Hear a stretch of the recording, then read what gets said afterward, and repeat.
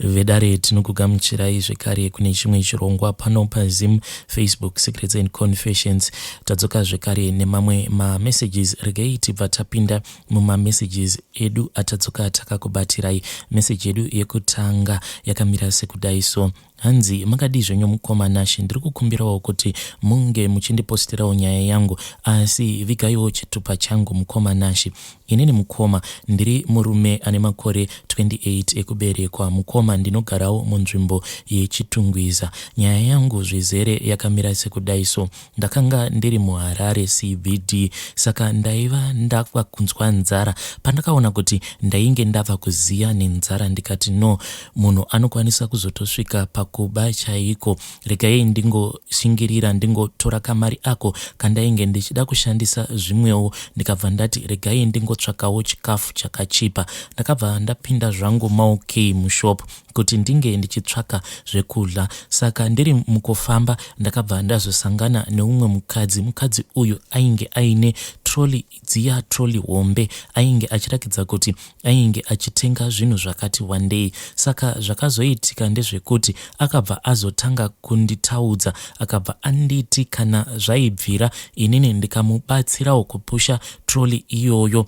then aikwanisa kuzondipawo something. Inini ndakabva ndafara ndikati shuwa denga ririko, because apa nguva dzose ndichingotenderera maOK imomo ndainge ndichingozvibvunza kuti zvino kana ndikashandisa kamari aka kandainge ndiinako musamba dzangu pandinozoenda kumba, mukadzi wangu munhu wekuti kana ukasangoshandisa mari zvakanaka, munhu ane kamwe kabehavior kaya kekuti anobva angopfundumwara zvekuti kana musi iwowo bonde chairo hautomboripiwi. Saka mukoma ndakabva ndafara ndikati shuwa Mwari vainge vanzwa minyengetero yangu, handina kana kumboramba. Ndakabva ndatomhanya mukoma ndikabva ndatomubvutira troli iya zvekuti iye akangoseka, but akabva atoona kuti ya munhu uyo airakidza kuti ainge ari panzara. Ndakabva ndamubatsira kusvika ndamuperekedza kumotikari yake, ndokubva ndarongedza zvinhu zvose mubhuti remotikari yake.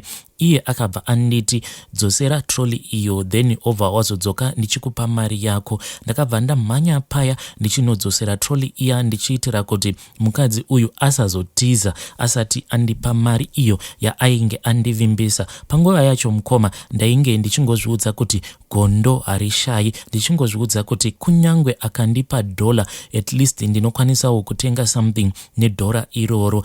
Ndakati ndichidzosa troli iya ndokubva ndazoona mukadzi uya achiburitsa rimwe zibhanduru remari. Mari iyi mukoma akaiburitsa takagara mumotikari make, because akabva anditi pinda mumotikari ndikubhadhare mari yako. Mukoma ndakarohwa nehana, ndainge ndisingambozivi kuti kune vanhu vanotoita zvivindi zvekusiya mazibhanduru emari mumotikari dzavo nemabiro ari kuita vanhu. Shuwa munhu angasiya mari yakadaro. Pazibhanduru remari iroro raakaburitsa ndakabva ndaona achibvisa $20 ndokubva andipa $20 iya iyoyo. Mukoma ndikangoti kutaura chokwadi kunyangwe mumwoyo mangu ndakabva ndazviudza kuti kana zvaibvira hazvo dai amai ava vanga vaenda neni, because kunyangwe mhuri yangu iyo yandanga ndasiya kumba panguva yacho iyoyo ndainge ndatokanganwa nezvayo. Ndainge ndichingozviudza kuti dai amai ava vangondipfimba zvavo ndaibva ndabvuma, kunyangwe vane murume wavo handaimbomainda kuti vange vachindiisa pabarika nekuda kwemari iyo yavainge vaburitsa mudashboard yemotikari yavo. Vakati vandipa $20 iya vakabva vati mwanangu chiburuka zvako uende, nekuti kune kwandiri kumhanyira. Ndokubva ndaburuka mumotikari mavo muya, amai vaya vakabva vaenda. Ndakazosara zvangu mukoma ndikabva ndazotenga chikafu changu mukoma. Ndakaita kutenga mutakunanzwa chaiwo ndikabva ndadya. Ndakazosara kuenda kumba mukoma, asi ndainge ndakaita kuguta chaiko. Ndichinosvika kumba ndokubva ndazotanga kutsanangurira mukadzi wangu zvose zvandainge ndasangana nazvo, ndokubva ndamuburitsira mari iyo yainge yasara pachange iya pa 20 US iyo yandainge ndapiwa. Mukadzi wangu kunyangwe zvangu ndakamuudza kuti zveshuwa mari iyi ndainge ndangopiwa neumwe munhu, chekutanga iye akabva ati munhu iyeye ndainge ndichidanana naye, asi ndakabva ndaramba zvangu ndakanyarara because mudzimai wangu munhu wekuti ndinomuziva, munhu wekuti anongotsvaka kamusindo nepanenge pasingambodi zvemusindo. Mukadzi paakaona kuti ndainge ndaramba zvangu ndakangonyarara kunyange zvake ainge achipopota, akabva ati muchapiwa mari nemasatanist. Asi ndakabva ndangozviudza kuti amai ava munhu agara ane godo, ko munhu ane godo rake ungagomudii? Saka ndakazotuma kahanzvadzi kangu kuti kange kachienda kunotenga kagrosari nemari iya. Saka kahanzvadzi kangu kakabva kaenda kuya ndokubva kazonotenga kagrosari, then kakazodzoka kumba. Pandakavhura chikwama mukoma, chinhu chakandivhundutsa ndechekuti ndakabva ndazoona kuti muwallet mangu mukoma mainge mava ne$2. Iniwo mukoma nenhamo yangu yandiinayo, kunyangwe wallet chaiyo handitomborina kana kutombojaira kuti ndinge ndichifamba nayo, because ndinozvibvunza kuti what is the use yekuti ndinge ndichifamba newallet inini ndisina mari yekuisa muwallet imomo. Saka pandakavhura wallet yangu mukoma ndichiona kuti muwallet mangu mainge muine mari, ndakabva ndazodana mukadzi wangu ndikamubvunza kuti ko mari iyi ndiwe here waiisa muwallet? Iye mudzimai wangu akabva atoti muswere wese wezuva handiti dai tanga taziva kuti muwallet imomo mune mari tingadai taenda kunotenga madrink aya anoitwa $4. Saka zvinhu izvi mukoma zvinhu zvekuti zvakabva zvatondinetsa inini nemudzimai wangu kuti ko $2 iyi yakazongokaruka yangonyuka muwallet mangu, $2 iyoyo yakabva nepi? Takabva tangoenda pane rimwe sowe riri padhuze nepamba ipapo patinogara. Tichinosvika kuya, then munhu ainge achitibatsira akabva ati mari iyoyo inofanira kuti inge ichizopiswa, ende mari iyoyo mukoma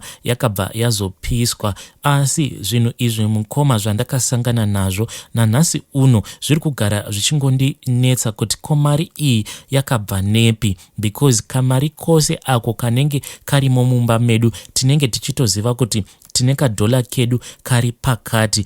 Munongozivawo kana muri vanhu vekuti munenge muchitambura, hapana paungati ndine $2 iri muwallet yandisingazivi kuti yabva nepi. Mukoma ndiri kukumbirawo kuti munge muchindisvitsirawo nyaya yangu kumhuri yeZimbabwe, zvimwe kudawo muridzi wemari iyi, as in amai vaya vandakabatsira okay, amai ivavo vanokwanisa kuzonzwawo nyaya yangu iyi vakauya vakatora mari yavo. Inini zvangu mukoma chokwadi ndechekuti kana vari ivo vakazondipa $2 iyi nemishonga yavo, please inini zvemishonga handizvidi. Ndinoda kureurura kuti apo pandainge ndichifamba navo ndichivabatsira pamagroceries avo, sezvo ndakaona kuti munhu airakidza kuti ane mari dzake, ndakatombopindwawo nemweya weruchiva. Asi nawo mweya iwoyo mukoma ndakazoudzinga nezita raJesu, ende handichina kana nechekuita navo amai ivavo. Vedare ndo meseji yandakatumidzirwa ichibva kuna mukoma vedu avo. Zvakangoma hazvo vedu we, asi please ngatitaure navo mukoma vedu ava mucomment section. Vedare regaitibva taenda panyedu inotevera. Nyedu inotevera yakamira sekudai so. Hanzi hello mkomanashi, please post for me asi vigaiwo chitupa changu. Inini ndiri murume ane 33 years. Mukoma ndaiva neumwe musikana wangu wandainge ndichifambidzana naye kubva tichiri kuchikoro. Saka muna 2018 ndakazobva kuZimbabwe ndichienda kuSouth Africa ndichida kunotsvakawo basa. Saka ndakati ndabva kumusha ndokubva ndamanikidza kuti ndinge ndichisangana pabonde nemusikana wangu uyu. Asi inini nemusikana wangu uyu takangosangana kamwe chete ndokubva ndazoenda zvangu kubasa. Ndakazoti ndava ne2 months ndiri kuno kuSouth Africa, musikana wangu iyeye ainge asingabatiki.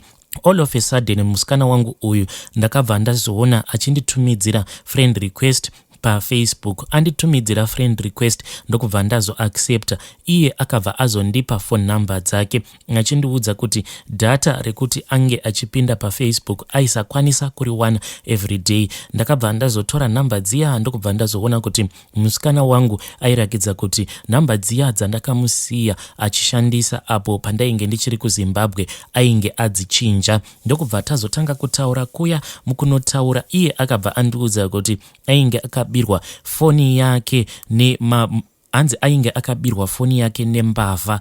Mukoma, all was well. Tikabva tazotanga kutaura. The very first month mukoma, mwedzi wose wakapera asina kana kumbogara andiudza kuti ainge aine pamuviri. Then mwedzi wechi2 pandakazomubvunza ndichimuti saka zvaugere ikoko haunawo nguva here yekuti unombopotawo uchishuvira kuti dai waitawo bonde nemunhurume, zviya zvekungotiwo vanhu munenge muchingoita majokes murudo.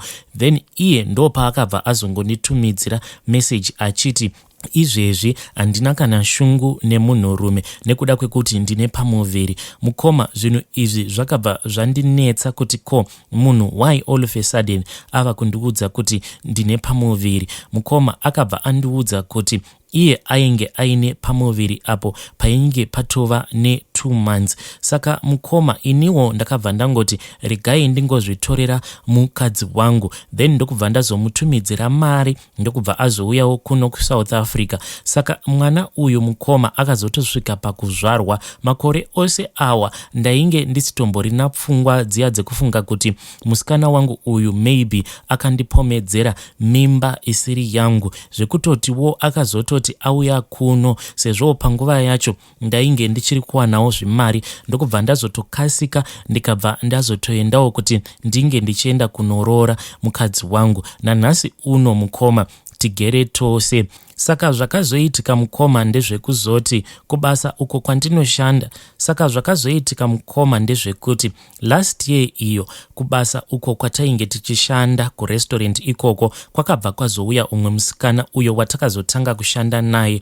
Musikana uyu mukoma paari ndakabva ndazotanga kudevelopa mainterest. Mukadzi wangu kusaziva kuti kumashure kwese zvimwe kuda pane zvimwe zvaainge akaita pandiri, because handina kana pfungwa dzaimbopindawo mandiri dzekuti ndinge ndichicalculatawo kuti zveshuwa mwana uyo watakazvara ndewedu tose here. Kubva zvandakazotora musikana wangu panguva iyoyo yaainge achiri nenhumbu kusvika nanhasi uno mukoma hatina kana kuzombokwanisa kuita umwe mwana zvekare. Mazuva ekutanga ndainge ndichimbofungidzira kuti zvimwe kuda ifamily planning, asi ndega mukoma ndakazotoona kuti nhumbu yainge ichitoramba kutobata zvachose. Saka pandakazotanga kudanana neumwe musikana uyo akazombouya akashanda pabasa apo pandainge ndichishanda, pfungwa dzangu ndo patsakazotanga kuita as if dzainge dzava kuvhurika mbichana manje. Ndo pandakazonotisa kuti dzimwe nguva mukadzi wangu aiti kana akaenda kumusha kwavo kugokwe ikoko ndaikwanisa kusara ndichitsvaka ingava iri t-shirt kana kuti shirt yangu. Mukadzi wangu aizoti kana abva kuZimbabwe ndo pandaizosangana ne-t-shirt kana kuti shirt yangu. Iye aibva angoti pandinenge ndichienda kumba ndinotora hembe yako kuti kuitira kuti pandinenge ndiri kumusha paya pandinenge ndakusuwa ndinoita ndichipfeka ingava iri t-shirt kana kuti shirt yako. Zvinhu izvi mukoma zvinhu zvekuti zvakabva zvazotanga kundinetsa. Saka umwe musi ndakazoti ndaenda kusleep over kwegirlfriend iya yandainge ndichidanana nayo. Mukunotaura nyaya mukoma tichitaura kudaro ndo pandakabva ndazviudza girlfriend yangu iya kuti mudzimai wangu ndo zvaanopota achiita. Girlfriend iyo yakabva yandiudza kuti the possibilities yekuti mukadzi wangu ainge achindishandisira mushonga, those possibilities were too high. Saka takazoti tava kunorara sevanhu vainge vashanda basa ravo rakanaka. Then it was somewhere around 12 midnight ndo pandakabva ndazonzwa girlfriend yangu ichiridza mere, ende akaridza mere zviya zvekutorakidza kuti zvinhu zvaainge achitaura kuti ainge azviona ainge asingatombotauri zvinhu zvekunyepa, because akaridza mere zvekuti kunyangwe pandakamubata pachest pake achiti kana uri kufungidzira kuti zvimwe kuda ndiri kungopomedzera mukadzi wako, inzwa unzwe kuti hana yangu iri kurova sei. Pandakamubata pachest pake mukoma, ndakatoona kuti zveshuwa munhu ainge achidikitira, ende hana yake yainge ichirova zviya zvekuti yairova zvainge zvisina kana control. Saka iye akabva ati ainge aona mukadzi wangu achipinda mumba imomo matainge takarara. Mukadzi wangu hanzi ainge akabereka zvimwe zvainge zvakaita kunge zvivana izvi hanzi zvakabva zvazoburuka kubva kumusana kwemukadzi wangu, ndokubva zvazouya zvikabva zvazotanga kuataka girlfriend yangu, zvinhu izvozvo zvichimurwisa. Saka iye paainge achirwidzana nezvinhu izvozvo, hanzi mudzimai wangu akabva azouya ndokubva azomudzipa, ainge achidzipa girlfriend yangu, akaita zvekuivhara mhino, zvekare akamudzipa pahuro pake. Saka akabva azopepuka achiita zvekuridza mhere. Saka mukoma, zvinhu zvose izvi zvakabva zvazongotanga kungondinetsa, because after that relationship yangu negirlfriend yangu iyoyo yakabva yazongopinda musango. Ende pose apo pandainge ndichidanana negirlfriend yangu iyoyo, iyewo saidi rake ainge achitondiudzawo kuti nemadiro acho ainge achindiita ainzwa kutoti ainge achida kundiitira mwana, but kunyange zvedu tainge takambozama kuita mwana wacho, mwana akabva atoramba. Mukoma, ndingangoti kubva ipapo ndine zvekare umwe mukadzi wandakambozombozama kuti ndinge ndichizvara naye, but zvakaramba mukoma. Zvava kundipa kamwe kamupfungwa kekuti zvimwe kuda mwana uyu wandinoti mwana wangu, zvimwe kuda haasi mwana wangu, because of the way iyo yandakazotora nayo mudzimai wangu, zviya zvekuti out of nowhere akabva azondiudza kuti iye ainge abatira pamuviri.